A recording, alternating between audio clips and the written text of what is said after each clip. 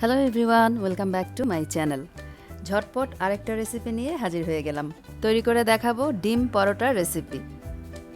ডিম পরোটা তৈরি করার জন্য একটা বোলের মধ্যে নিয়ে নিচ্ছি 1 কাপ আর আরও 1/4 কাপ পরিমাণ অল পারপাস ফ্লাওয়ার বা ময়দা। সাথে দিয়ে দিচ্ছি স্বাদ অনুযায়ী বা হাফ টিস্পুন পরিমাণ লবণ আর 1 টিস্পুন পরিমাণ চিনি। চিনিটা দিলাম স্বাদের জন্য। এবারে দিয়ে দিচ্ছি 2 টিস্পুন পরিমাণ কুকিং অয়েল। সবগুলো উপকরণ একসাথে মিশিয়ে নিলাম। এখন এর মধ্যে কুসুম গরম পানি অল্প অল্প করে দিব আর একটা ডো তৈরি করব। ঠিক পরোটা তৈরি করার জন্য আমরা যেরকম ডো তৈরি করি, অনেক বেশি নরমও না আবার অনেক বেশি শক্তও না, মিডিয়াম মতন একটা ডো তৈরি করে নেব।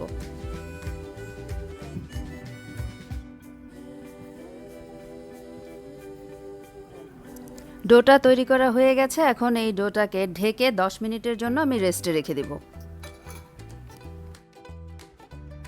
অন্য একটা বোলের মধ্যে নিয়ে নিচ্ছি 3টা ডিম, সাথে দিয়ে দিচ্ছি মিহি করে কুচি করা পেঁয়াজ, কুচি করা কাঁচামরিচ আর ধনেপাতা, দিয়ে দিব স্বাদ অনুযায়ী লবণ। এবারে সবগুলো উপকরণ একসাথে চামচ দিয়ে ফেটিয়ে রাখবো। ডিম যদি ছোট সাইজের হয় সেক্ষেত্রে 4টা ডিম ব্যবহার করতে হবে।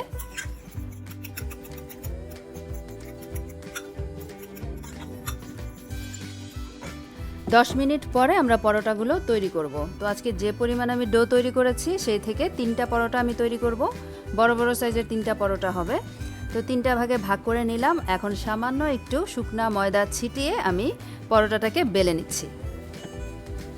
আর হাত দিয়ে পরোটার ডোগুলোকে কিন্তু একটু মথে নিতে হবে আর মসৃণ গোলাকৃতির করে তৈরি করে নিতে হবে, তাহলে পরোটাগুলো বানানোর পরে দেখতে বেশ সুন্দর হবে।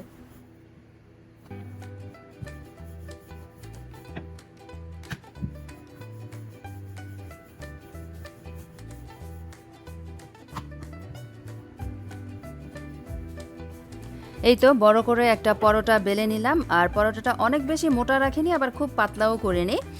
তো একটা গরম ফ্রাই প্যানের মধ্যে আমি পরোটাটাকে দিয়ে দিলাম ভেজে নেওয়ার জন্য। চুলার আঁচটাকে মিডিয়ামে রেখে 3 থেকে 4 মিনিট সময় নিয়ে পরোটাটাকে ভেজে নিতে হবে। একটা পাশ হয়ে গেলে উল্টে দিয়ে চেপে চেপে আরেকটা পাশকেও ভেজে নিতে হবে। কিছুক্ষণ পর যখন পরোটাটার কালার চেঞ্জ হতে শুরু করবে তখন এর মধ্যে দিয়ে দিব রান্নার যে তেল আছে, নর্মাল সয়াবিন তেল, সেটা 1 টেবিল চামচের মতো দিয়ে দিলাম। এবারে এই তেলের মধ্যে খুব ভালোভাবে চেপে চেপে পরোটাটাকে ভেজে নেব।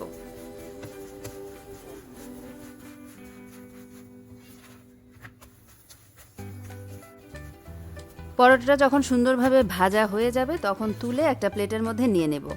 আর এই ফ্রাই প্যানের মধ্যে আরেকটু তেল দিয়ে দিব। আরও 1 টেবিল চামচের মতো আমি তেল দিয়ে দিলাম।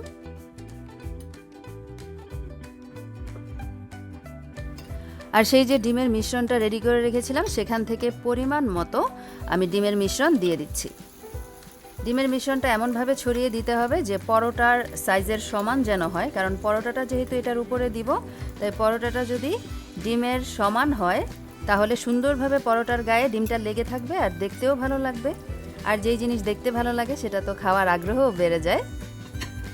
তো ডিমটাকে ফ্রাই প্যানের মধ্যে দিয়ে সাথে সাথেই আমি ভেজে রাখা পরোটাটা উপর থেকে দিয়ে দিলাম। ডিমটা নরম থাকতে থাকতেই কিন্তু পরোটাটা দিতে হবে, তাহলে পরোটার গায়ে ডিমের মিশ্রণটা সুন্দরভাবে লেগে থাকবে।